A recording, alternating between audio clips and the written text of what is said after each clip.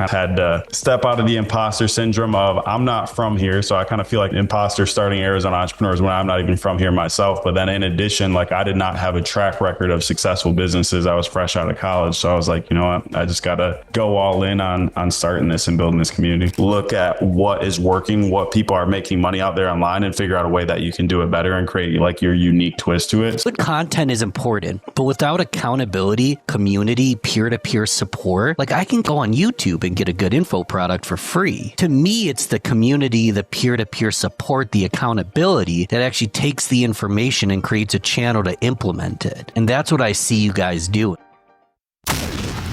You're listening to the Real Business Connections Network. Real Business Connections Network. Powered by Balbert Marketing, LLC. Subscribe now and check us out at realbusinessconnections.com. Enjoy the show. So Devin Butler, a Michigan kid, moves to Arizona, starts Arizona Entrepreneurs, which is like the most badass, fastest growing entrepreneurial networking mastermind. Like, how does a Michigan guy come and take over Arizona in just a few years? What's going on here? Well, I appreciate you having me on, man. Excited to dive into this. But yeah, it's an interesting story, kind of how it all came to fruition. But I feel like many businesses, you start what you need. So that was the big aspect of it. Is I was new to Arizona. So it was the first time where, you know, when you grow up in your hometown, you have all your childhood friends, your high school friends, college friends. So it was the first time where I was new to a state, and I always felt like I was a very social person and had like relatively big friend groups. And I didn't have any friends out here. So the first and foremost was I was getting started in my entrepreneurship journey, and I was really craving like friendships with other entrepreneurs, with people that I can grow with coaches, mentors. I just knew that I wanted to get around people that expanded me and helped me to grow. And so that was the biggest need that I noticed is I was trying to go to all these networking events and meet people. And I just saw there was a big need for that here in Arizona, especially for like younger entrepreneurs, like 25 to 50, just like a vibrant group of people where I can go to consistently. And honestly, the first motive was just friendships. Like it wasn't even specifically like I want to go find clients. It was like, I just want to be around people that I could grow with. So that was really what led me into starting Arizona Entrepreneurs. It was just the need that I had. And then I stumbled upon the Instagram handle. Like I just grabbed the Instagram handle, and then I started to put a little bit of content out there. And like very quickly, I started to realize, because a lot of people were like reaching out to the Instagram page. They're like, do you guys do events? Do you guys host coaching? How does this all work? So I realized really quickly that a ton of people were looking for what I was looking for. So I kind of just had to step out of the imposter syndrome of I'm not from here. So I kind of feel like I'm an imposter starting Arizona Entrepreneurs when I'm not even from here myself. But then in addition, like I did not have a track record of successful businesses. I was fresh out of college. So I was like, you know what? I just got to go all in on starting this and building this community. Yeah, I want to really dissect like the imposter syndrome, how you got started, the whole shabam. Very quickly, I want to tell the listener, most people already know my story. So the short version and why I wanted you on, Devin, is I'm born and raised in Rochester, New York. I started a podcast during the pandemic, Rochester Business Connections, because I needed some. And I was a music industry guy. I was well connected in the bar party scene, but I didn't know any entrepreneurs or business professionals. All my friends are in bands. So I started Rochester Business Connections, and it's easy on the back end for someone to say, Ben, you're born and bled and lived in Rochester your whole life. And they don't realize that I was uncharted territories in the business world. Now, you're an example of someone who went to a completely new state. There's no excuse. There's no example of, oh, you've been here in Arizona your whole life. And now, man, you guys are crushing it. Like what, first off, and I want to go to the story, but what is going on in Arizona? I feel like everyone looks good. Everyone's successful. Everyone's having a good time. Entrepreneurship scene is like booming. What is going on in Arizona, man? Man, it's a good place to be. And I feel like there's a lot of people that have the similar appeal to Arizona that I did coming from Michigan. So, you know, being someone fresh out of college, like hungry for business and wanted to do all this stuff, Michigan's very cold. And I wanted something like, I wanted warm weather. I knew I wanted to move somewhere that was warm, but in addition, I wanted to move somewhere where there was a lot of people, where it was vibrant, where it was exciting. So Arizona, it's crazy to even think about because I moved here coming up on 6 years ago. And even like 6 years ago, seeing what Arizona is now and just like the type of communities, the type of businesses that are moving out here, the high rises going up everywhere. Like it's growing very fast out here in Arizona. But yeah, I think that's what a lot of people are drawn to is like it's a healthy lifestyle. Like people are beautiful out here. There's, tons of opportunities and businesses moving out here. So there's a lot of business going on and the great weather. And there's a ton of things to do. Like I went up to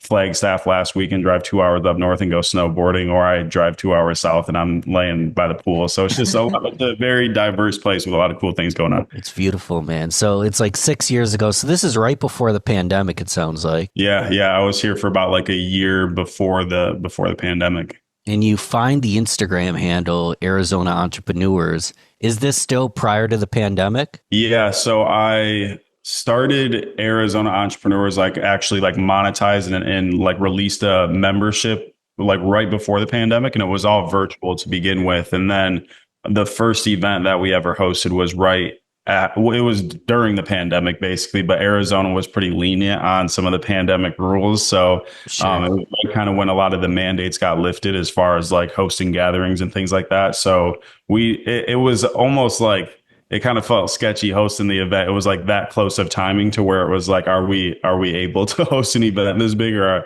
is it going to get shut down? But so we hosted an event like right around that time frame, but it caught a lot of wind very quickly because everybody was dying to get out of the house. And so when we did that event, everyone was like, what just happened in Scottsdale? So that almost helped us and gave us a lot of traction in the beginning stages. How did that all work for you? So you have the Instagram account. You potentially feel like, who am I? Like, we all get imposter syndrome sometimes. Do you start posting? Do you go straight to the events? Like, how did you even get the ear of people, dude?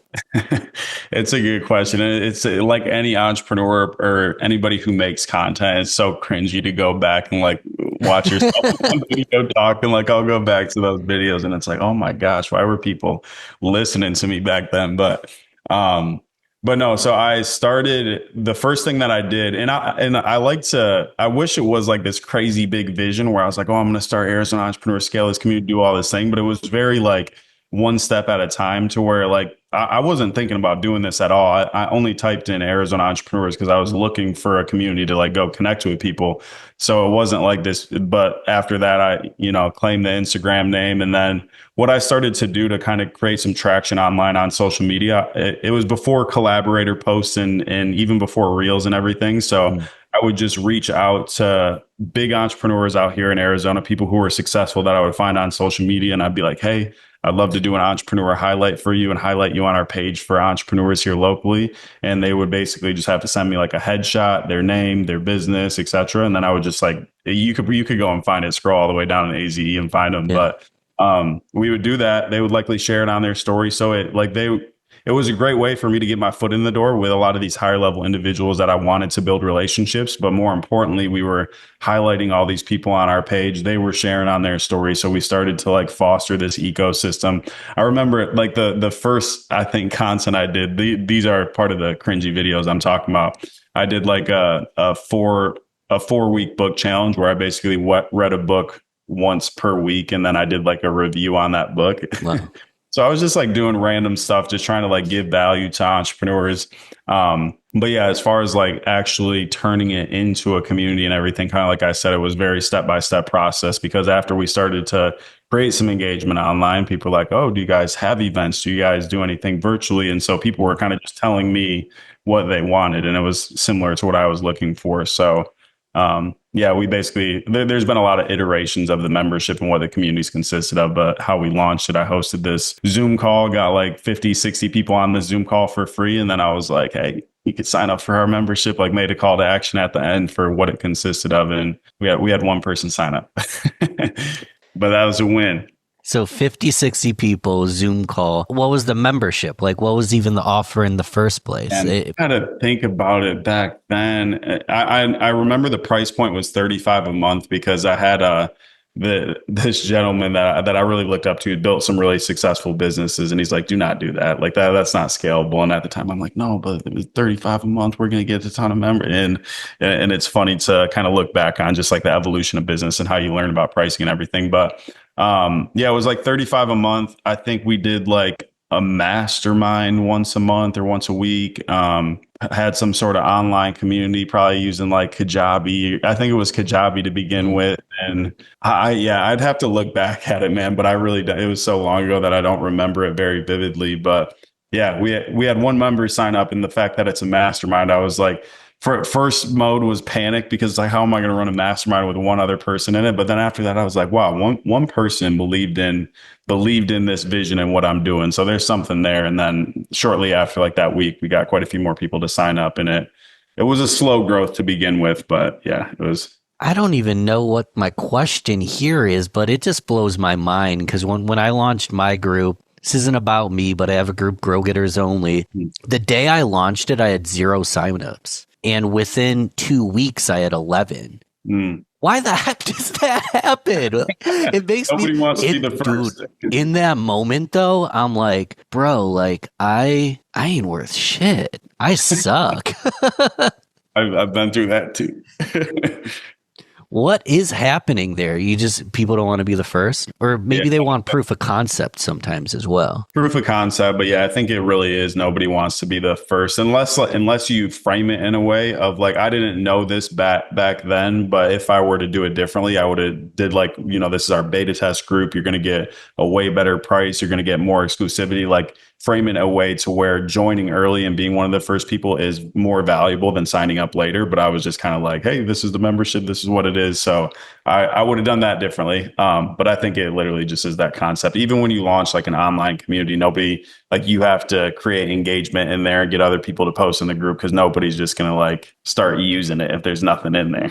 Mm-hmm. Well, let's talk about the evolution. So it started off with, honestly, like, Devin doesn't know exactly what he's going to do next. We're going to figure it out as we go. Now you're doing like in-person inner circle events. You still have the online. I think you have like a free group. Like, what's going on now, man? Talk about the evolution. I know we're skipping years and years. You can talk about anything in between, but talk about that was before. What does now look like? Yeah. So I think the big aspect of it, like compared to then when I started it, was we've been doing in-person events basically for the last 4.5 years every single month. So that was where we built like a real community where people are getting together in person. We've had like well over the last 4.5 years, but well over 6,000 people who have been to the events. So just like built this big community of people who have interacted or been to something that we've done in person throughout the years. And so that was where like we really caught a stride, I guess you could say, as far as like bringing people together and actually seeing transformational relationships happening from the community. So what I decided, because we've had events with like 400 people, but like every month it was around like 200, 250 people at bars and restaurants, just doing a networking event, selling tickets to the networking event, which was great. And I enjoyed it for what it was worth. But I really wanted to shift the model because there was a lot of people that, like, as I was evolving, that I wanted to network with that didn't find value in going to a bar and paying $20 for a ticket. Completely understandable. But then there was also the other side of me that was, when I was new to entrepreneurship, I still wanted to serve that younger version of myself and that person that still needs support with connections, with growing their company. So the evolution of it was like, okay, how can I scale this to really create a way to provide value to any entrepreneur at any stage, but then also create a higher level of environment for the entrepreneurs who are serious about being in the room and aren't just showing up to grab a cocktail. And so that was the evolution of it. So what it looks like now, we have a free membership, and we've stacked it with that. Like I think it's the best free membership on the market. Why is that? Just because since it's localized, provides a ton of value. So just being in the online community itself, you could just scroll through. But that's what I was looking for when I was just moving here, was just to like look through a list of people, send someone a DM like, hey, let's grab a coffee, and just like start to connect with other people in a similar space. Mm-hmm. So that aspect's huge. But then we're bringing on some amazing guest speakers every month to teach our community completely for free. So providing them with actual strategy for growing and scaling their company. We do a virtual networking event once a month. So it's where we put people in breakout rooms and we have a process we take them through, but we get tons of good feedback from that, like where people are able to build real connections, even though it's online and everybody prefers in person, like myself. It is a way to cut through the surface level networking and help people connect. And then in addition, we let them come to one of our inner circle events for free to experience what the inner circle is all about. So Dang. the free membership just made it a no-brainer to just like serve any Arizona business owner. And then for all the in-person stuff we do now, you have to be an inner circle member to be a part of all of the in-person events that we do. For when it comes to scaling, like our membership model didn't make that much sense beforehand, where it was like, I'm just going to buy the early bird ticket every month and just come to the in-person events because that's really what people were valuing most. And so now it's very black and white as far as we have this free membership. You can stay here as long as you want. We have a ton of value to support you on your journey. And then when you want access to the real human to human connection, in-person connections, everything we do in person, you join the inner circle. And so it makes a lot more sense now, man. And we've got, this is new as well. We launched this about 60 days ago. We have our second private inner circle event coming up March 20th. And just from our last one, everybody's like, this is way better. It's just like people who are serious, who are scaling companies. And yeah, it was a good move. Well, I mean, it sounds like the greatest free group of all time, but simultaneously to cross that bridge and meet people in person, you have to pay. And then if you pay even a little bit, like you pay better attention, it's probably a smaller event. Did you find when you launched, you had this new launch that like one person signed up, or did it go a lot better this time? No, it went a lot better this time just because we had trust built with our community. We've been doing events for however long. So the shift that we made, so basically we gave people the opportunity to sign up at like our founding member rate, like what our membership was, which was $49 a month. So we basically had our last public event, had about 200 plus people there. And it was like, this is the last public event. You can sign up for the founding member rate and you're locked in for life. Otherwise, you can join our free community. We have a ton of value there. And so we got right around like over the course of that month, but then also just from that call to action specifically, like about 35 people to sign up in. And it was a lot of people who would, come to an event here and there or just buy an early bird ticket. So it was like just making that commitment to the change was like that they wanted to continue to be a part of it, which was really cool to see. Because I didn't know if it was like just going to be cutting off a huge audience that we have been bringing together consistently, or if they were going to join us inside the inner circle. So we did that. And then now, like I shared with you before the call, it's been really just dialing the paid ads, the marketing systems, driving to the free membership where we can. And this is all the stuff I teach on a community launch. And it's the best business.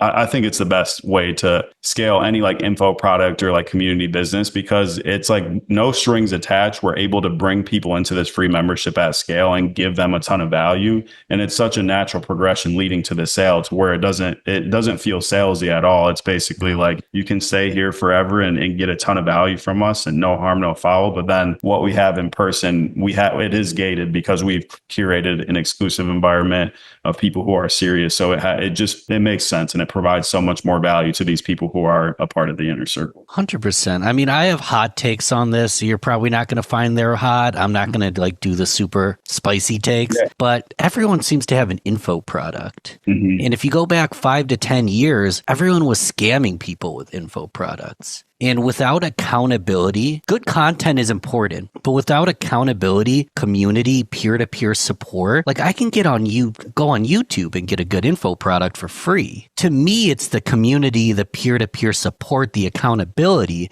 that actually takes the information and creates a channel to implement it. And that's what I see you guys doing. Because I could make a course right now and try to sell it, but like I don't, because there's better courses out there. I don't try to sell it. My question's always, how can I create a community that if the information's already out there, let's implement it together? Thoughts on that? I totally agree. And that's why I feel like just in the info space as a whole, you see a big shift where it's less like people running paid ads going straight to like a course opt-in or to like buy my course, because people, like you said, people want that accountability, that support. They want to be able to have access to the creator and the person that they're learning from, like live on calls. So that's why I buy courses, Devin. I buy courses if I can get access to the person. Exactly. I use the course, I'll pay. I want access to the human beings, though, personally. Yes, I totally agree. But yeah, it's a big shift in the info product space to where, especially like the free to paid or like low ticket to paid, like it's makes so much more sense because you're able to, yeah, just what I've been saying this whole time with Arizona entrepreneurs and what we're also helping other people do. It's just like provide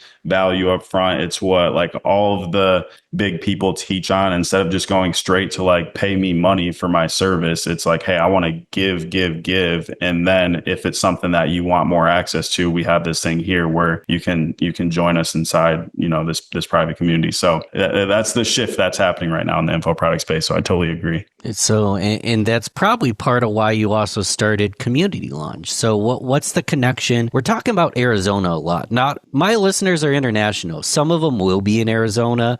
But this is, I believe this is helpful information for anybody. In Community Launch, you're serving just about not just Arizona, right? You're teaching other people how to do what you did. Yeah. So it's interesting how even Community Launch has evolved. I love that about business, to where it's like you have multiple different iterations of the business, to where you like put this out in the market. Do I like that? Are they getting good results from it? Like, so you're constantly evolving and seeing what works best. So for my case, it was at first I was like, okay, I'm going to franchise Arizona entrepreneurs and start in a bunch of different states, because there was in my immediate network, like people who have told me directly, like I started this because I saw what you were doing in Arizona and I wanted to replicate it in my state. There's at least 12 of them that have started like around the United States.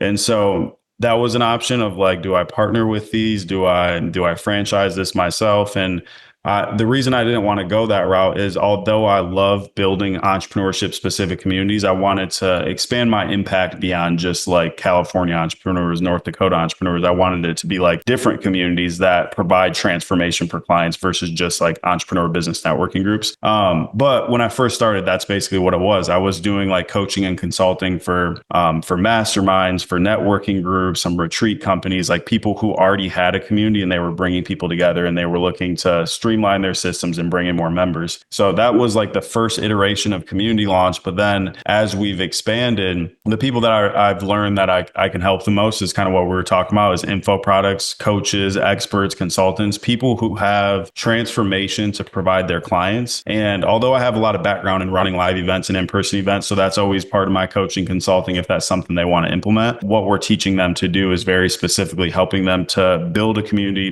My favorite platform is school. So we're specifically helping people to build free online school communities. We're helping them to then fill it with their ideal clients and the people that they can serve at a high level. And then from there, use that as an ascension model to bring in those who want to dive deeper and want more transformation into their higher ticket coaching offers. So it basically, the entire shift that I made for Arizona entrepreneurs is exactly what I'm helping other people implement, because like I've been preaching this whole call, I believe that is the best way to scale any sort of info product offer, is being able to give a piece of it for free, provide a ton of value where people get to know, like, and trust you, and then use that to create relationships and bring people into your higher ticket group coaching offers. Can we workshop? Will you brainstorm with me on this one? Yeah, let's do it. So I have GrowGetters only. We have around 26 paid members. I don't know the exact number off the top of my head, but part of what I was thinking about with school or any kind of community like this is a way for, you've already described it. I have 26 paid members, but we have a monthly free networking event, but we don't have a free platform for either. So, for example, we host all our, GrowGettersOnly.com has all the replays.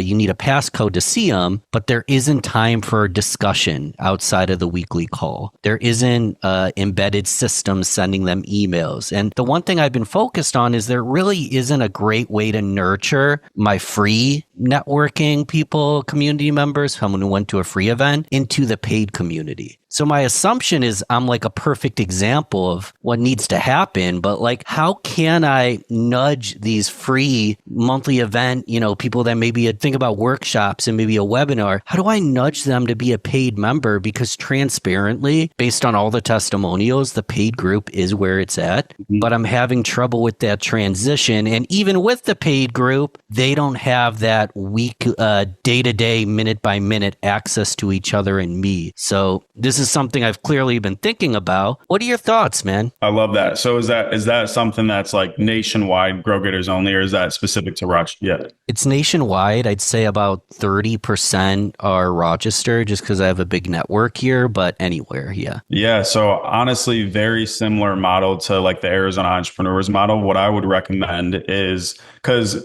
is it business owners specifically, or is it like any type of networking people who are just looking to grow connections? I market to established entrepreneurs, but there are people that are in marketing or sales. They're in revenue generating fields. That makes sense. Well, the same model, and it's a lot more scalable for you because like everything I'm building with the system I'm referring to and for Arizona entrepreneurs is like local specific, which does add a lot of value because you could go grab a coffee with someone or Oh, come to an in-person event. But proximity is my favorite sales pitch. Like the fact that it's proximity is beautiful in itself. I find that how far reaching mine is actually serves problems that when I just was doing Rochester stuff, I didn't have those problems. So it's funny how that works out. yeah, but I still feel as though many business owners, like even me at the stage that I'm in, like I built this entrepreneurship community, but I'm also looking to get involved in other communities where I can connect with people who are looking to build communities like the same model. So like I'm doing a lot more networking now through different coaching programs and through referrals with partners and just finding people that I can collaborate and do business with. So networking to me is still extremely valuable. And I feel if there was a free community like GrowGetters free or whatever you title it, to where the overall premise of it is very specific around networking. We're going to help you build relationships and connect you with some amazing entrepreneurs, whether it's throughout the states, throughout the world, whatever the case may be. I'm actually thinking of a community. I was scrolling through the School Discover page earlier today, and there's one specifically where it was like, I think it's called like Business Friends, and it's a community just for, they're like number 5 on School. And so same concept is bringing people together. And then I would say having like a Start Here program, like a Start Here course where it could be very short and sweet, but like welcoming to the community, the overall like focus and goal of it. And then from there, like how you want them to engage, like whether that's a webinar that you do, whether that's a virtual session that happens once a month. And then in addition, like what upgrading looks like and what the big differentiation is. So it would be fun to like deep dive and see like exactly what is included in the paid version of it versus what we can include in the free. Cause really it's just like making a clear break or separation point where it's like you give a ton of value here to where people know, like, trust you, but then also it's a natural progression to ascend into the paid offers. So like for my case where it's like we give all this value away for free, and then the one thing over here is in-person events, like that's a very easy progression. Or we teach you how to set up your school community, find your niche and build everything. But then if you want to learn how to run paid ads and drive traffic to it and fill it on demand, then that's in our paid program. So like having a clear cutoff. But I think that model would work really well for like an overall networking community kind of around the world, because for the business that I do now, at least with community launch, like before I was very local here to Arizona, but now I'm looking to create relationships with people that I can grow with. Again, it's just now that I can serve people kind of all around the world. So I know a lot of people would resonate with that. The CLC, community launch community. Yeah, yeah. CLC. What about, so I put myself on the spot because like I have a small established community. What about a listener that like does, and I was this person 2 years ago, and honestly, the amount of nosebleeds and mistakes I've made has been kind of embarrassing. But let's say someone doesn't have a community built yet. Is it too late to start?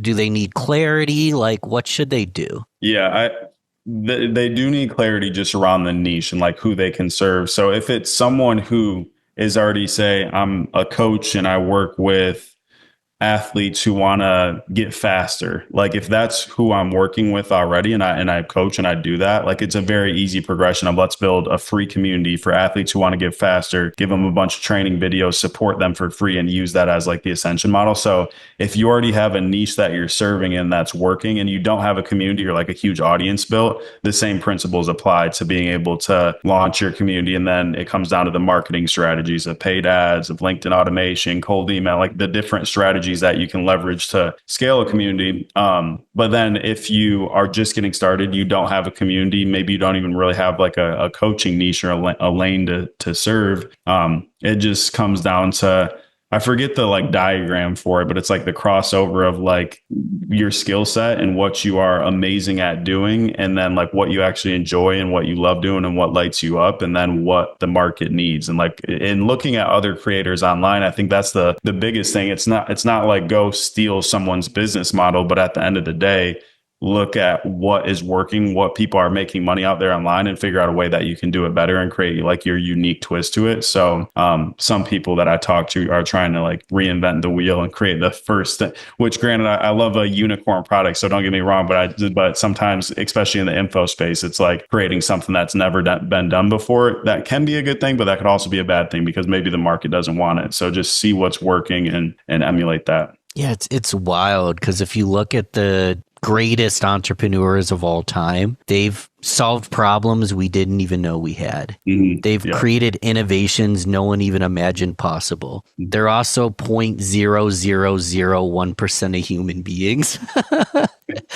And there's millions of successful entrepreneurs that are roofers or plumbers or SEO or something simple and traditional and sometimes boring, but the market needs it. Exactly. You find people get in their own way. It's like, I have the next best thing, but then I just keep on getting nosebleeds and failing because the market doesn't want it. And like, is that an issue? It's definitely an issue, and I'm responsible of that as well. Like getting in my own way. I feel like we all are at some stage, at a lot of stages throughout the business journey. But yeah, whether it's analysis paralysis where you're just like constantly thinking. I talk like I have even some really close friends where it's like, oh yeah, I'm doing research and then I'm going to launch my thing in 5 months from now. It's like, just put it out there and see if people even want it first before you go research for 5 months and creating all this content. So yeah, 100%. I feel like people get in their own way for sure. But when it comes to like bringing a product or a service to the market, I'm a big advocate of just like putting it out there and see what kind of customer feedback that you get before like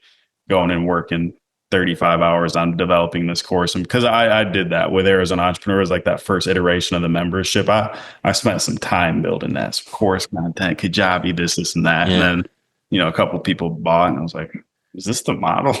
Talk a little bit of whether it's your story or the entrepreneurs you've worked with and met. Like, are you a big fan of pre-selling then? And the concept for anyone, you're selling it before it even exists. You sell it to a beta group, you sell it at a low cost, and then you can always refund their credit card, right? Have you pre-sold or have you seen that work? 100%. Yeah. And that's, I feel like most people, if you're an ethical human being and you want to provide real transformation for your clients, if you pre-sell something, it's going to light a fire under you to where you figure it out and you build the thing. So it's so easy to like say you need to create a course. And it's so easy to be, I got to get the camera out, shoot it. I don't know what they want, whatever. But then if someone pays you $5,000 for that course and they're onboarding on Monday, you're going to get that course done. So I feel, and then also in addition to that, though, it's like being very transparent on the front end. So like, you're going to be one of my beta test clients. I'm going to be launching this at $10,000, but I want to give it to you for $5,000. We're going to be building it out. So I think it's smart to be very transparent about where you are on the journey. But if they trust you and that you can provide a transformation for them, I love the pre-selling route. Even with like events, it works well to where, you may not have the venue, all the things locked in, but say I'm doing an event in August, like I have time to get that locked in to where I could sell a summit ticket right now to our August event. I haven't really done that myself for like a summit or conference, but just as an example. So people are willing to invest into things before all the pieces are there if they trust in you as the leader and that you're going to bring it to life. I know I'm jumping around, Devin, but let's talk about events because I've hosted a few. They've always went well, not thousands of people, but 10, 20, 50, 100 people, like people in the room. I get so much analysis paralysis with venue and reaching out to everybody. Like I like virtual because it's so darn easy. Just here's a Zoom link. Yeah. What actually goes into hosting an event? Is it as complicated as I make it feel like in my head? What kind of event? Like a networking event or a comp? So I've done a networking event. We did a charity event. I also did a comedy event with my buddy. Those are the three main ones. And then like little micro kind of things. But yeah. So I'll speak to the networking event side because I feel like you and probably a lot of people can relate to that because that's like a easy way to get out into your community and start bringing people together. But I will say I still have that analysis paralysis when it comes to conferences Yeah. because my gosh, like yeah, I don't know if I'm a big fan of conferences. I'm such a big fan of the day of and the result and everything that comes from it. But leading up to a conference, like that takes a lot of work. So I'll speak more to the networking event side of it. But honestly, that has gotten a lot easier, like managing the networking event side of it. Before, when it was all on my shoulders, it's like you got to find the venue, you got to negotiate and find a price that's reasonable for you. You got to coordinate drinks and food, find an MC if you want, a sound system. So there is a lot of different like steps that are tedious in order to like making a successful event happen. So there is that aspect, but at the same time, a lot of that stuff's relatively easy to outsource. And if you find a venue that works and say they got a sound system, they have a bar, they sell food, they are willing to do it for you for free. So like we found a few venues that have like all those boxes checked, which makes my life a lot easier where we're not having to rent all this equipment and do stuff. So that's the big thing is find a venue that checks a lot of those boxes. Then really all you got to do is get the people there, probably have someone to run check-in, see who's going to be speaking, what you're going to be saying, etc. So yeah, I guess to share like when I first started Arizona Entrepreneurs, it was hectic and stressful to host an event. But now with like a small team, like just like a VA helping me manage and coordinate a lot of these things, someone running check-in, and then just having consistent venues that we go back to, that's what's made it a lot easier to where like we have one venue that we're doing 6 of our events at this year. So I know what to expect. They have the sounds and they have all the stuff. So that's a recommendation. And then one other thing, just a little hack, because I learned this like a year into running Arizona Entrepreneurs, but as you start to build credibility in your region, and if you can pull a big group, like we did a lot of our events at this bar in Scottsdale, and they weren't busy on Thursday nights. So they would host it completely for free for us, where typically we were paying like anywhere from $2,000 to $4,000 to host an event. Now we're doing it for free because we're bringing 200 plus people to their venue on a Thursday night, and they like shut it down just for our event. So that's like as you start to grow the attendance, that's a huge loophole to be able to cut your expenses. Like, I feel like I knew that must be a thing, but like, I know I can make a reservation for 10, but the concept they'd shut down and give me their venue for free is like, now granted, of course you're bringing business, but so there's probably a lot of those hidden gems out there in any city, I can imagine. Oh yeah, guarantee it. What else, man? So a lot of the listeners are entrepreneurial. They don't have a big community, not possibly. I mean, some of them probably have bigger communities than me, but they don't have a big thing yet, possibly. To close out, man, let's give them an assignment. I like to call them integration assignments. What's like a simple 1 to 3 step process to just get started with this stuff? So I would say there's like 2 sides of it. So one is just as an entrepreneur yourself, like it's so easy to get caught up at home behind the computer, working, maybe hop on a couple Zoom calls, but not actually getting out and networking. And I don't even like the term networking that much anymore, because I feel like a lot of people, at least even in my own head, like a radar goes up of like networking. I like it. I'm not like a fan. Yeah. Yeah. Versus like being in rooms where you're going to find friends, one, like people that you can enjoy life with and do cool things with. But then in addition, like referral partners and people that you're sending business to back and forth, which is going to help you to grow your company, like people you can collaborate, have on your podcast, have speak on your stage. So there's so many things that can come from just being in rooms with the right people. So first assignment would be going to an in-person event and joining some type of community, whether that's online, whether that's in person, but like starting to get yourself immersed in community. Because like I said, it's very easy to just be focused on the work that you're doing and sales calls and all these things versus actually getting out there and meeting people. Let's pause on that really quickly, because I think it's hilarious and a lot of us do it. We want to start a networking group in a community. We want to do paid courses, but we're not a part of one. It seems kind of crazy. It seems kind of backwards. So step 1 is just become a part of one. Get a feel for what it's like to be in it, even before you possibly lead one. Exactly. Yeah. I agree. So I didn't intend on it or mean it that way, but I that's a know good. you didn't. I just made that connection. I'm like, it blows my mind. People want to sell a high ticket course, but they've never purchased a high ticket course.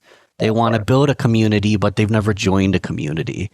It's kind of putting the cart before the horse in some scenarios. Yeah. So yeah, do that first. Good point. Do that first. Start or join a community, join a networking group, get involved in in-person events and start meeting people.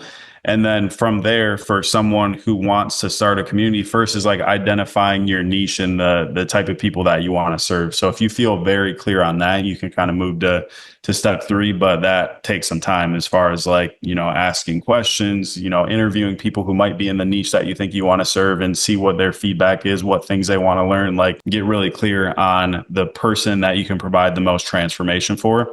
And then from there, start an online school group. Don't overcomplicate it. There's a million different platforms, but I'm gonna stand by school. And the big reason I'll say that, especially for free communities, like if I scroll through our school group and just like click on a given name in there, oftentimes they're in multiple communities. So like Sure. people are active on the platform. It's starting to get used a lot. A lot of big creators are using it. So start a group on school. From there, a free group on school, to be clear. And a lot of people want to jump that step and just start a paid group, which I understand, because even if like for Arizona entrepreneurs, we have an audience built. So it's like, I bet a significant people would buy this if it was $29 a month, $39 a month. But the benefit with free is you're taking off all friction. You're providing value for free. And it's way easier to go free to paid versus just leading with a paid group, unless you have like 500,000 subs on YouTube or 100,000 subs on YouTube, and you have this huge engaged audience that already knows, likes, and trusts you.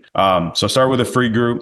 Start to fill it with your ideal clients. There's a lot of different strategies to fill the group, which I don't want to like go too into depth, but it's really like just think of organic and paid. So whether you're running paid ads or you're doing like organic outbound marketing strategies to fill the group, fill it with your ideal clients, give them a piece of what you offer. So kind of break down what would be in the paid versus what would be in the free, kind of like we were talking about earlier. And then from there, you just fill people in the group, and then you have an ascension process into your higher ticket offer, which I'm talking about it very basic right now, but there's obviously, to make that process smoother, there's a lot of systems and tech that could be involved to like naturally upsell people into your higher ticket.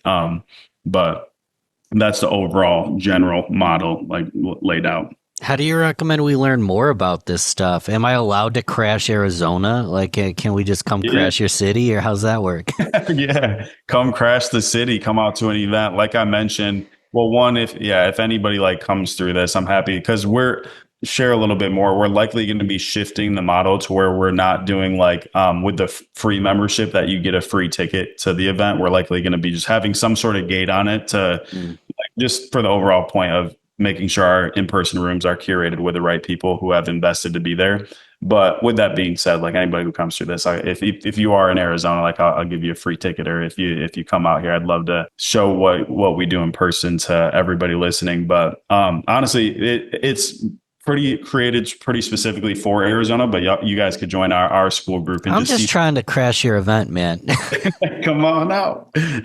What about for people that aren't going to crash Arizona? Just a community launch? How do we look you up? Yeah. Instagram, subscribe. Honestly, I would say Instagram is the best right now. So it's just Devin Ray Butler, DevinRaybutler. But that's where I'm most active and I could get back to people. I have like I could share with you like my link to book a call with me if that's valuable for your listeners if 100%. They want to audit and learn more. But other than that, just hit me up on Instagram. That's the best way to connect and kind of see what I'm doing out here in Arizona, and then also connect if people are looking to launch their own communities. Perfect. And if you get a bunch of random LinkedIn requests, a lot of my audience is on LinkedIn too, so they might hound you there, but we'll make sure that Instagram and the booking link are right below show notes description. This is fun, man. Like I mentioned this, like I brought you on for two main reasons. One, you did what I've been telling people is possible. You can be implanted in anywhere in the world, and if you just build community, you can make your ends meet there. And two, you've built a kick-ass community that I'm really just getting started myself. So super valuable for me. Sure the listener agrees, man.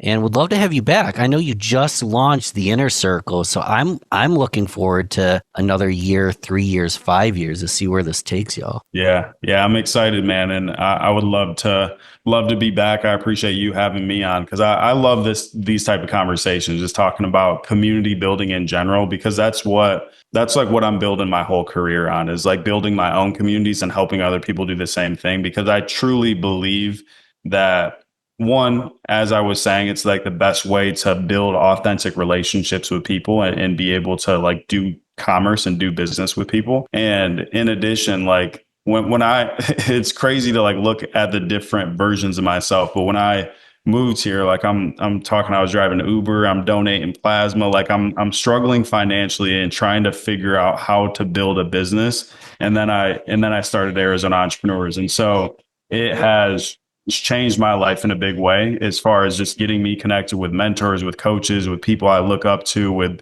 getting on stages, getting me out of my comfort zone, like all the things that it has provided my life, like outside of like financial means, like has been something that I'll never take for granted. So anybody listening, like if you're in a new city, if you're in a city that you've been in for a long time, like building an in-person community, there's so much power to doing that, like for yourself and the people's lives that you'll change.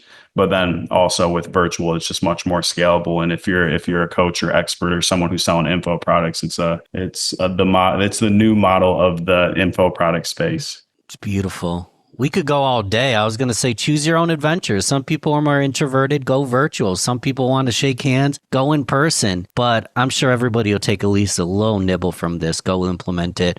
Appreciate your time, Devin. This was fun. I appreciate you, Ben. I really enjoyed this as well. We'll talk soon.